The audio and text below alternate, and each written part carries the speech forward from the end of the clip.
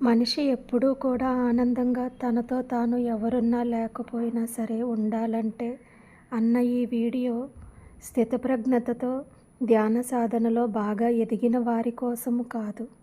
స్థితప్రజ్ఞతతో ఉన్న వ్యక్తి ఎవ్వరున్నా లేకపోయినా తనతో తాను ఆనందంగా ఉండగలడు. కానీ అంత డీప్ లెవెల్లో కోటికి ఒక్కరు మాత్రమే సాధన చేసిన వారు ఉంటారు. మిగిలిన వాళ్ళందరూ కూడా ఎంత సాధన చేసినప్పటికీ సున్నితమైన మనసు ఉన్నవారు, దైవభక్తి ఉన్న సాధనా బలము ఉన్నా కూడా చాలా సందర్భాలలో స్పందిస్తూనే ఉంటారు.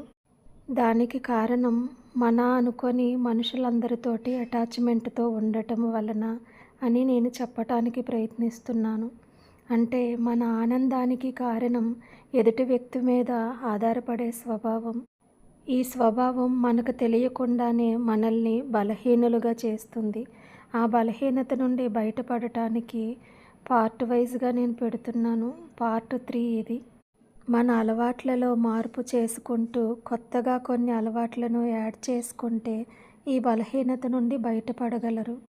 రెండవ మనిషి సహాయం లేకుండా మీకు మీరు ఆనందంగా ఉండటానికి కొన్ని పనులుంటాయి. ఆ పనుల్ని ఒక లిస్టుగా రాసుకోండి. నెక్స్ట్ వీడియోలో మిగిలింది చెప్తాను. ఆ లిస్ట్ మీరందరూ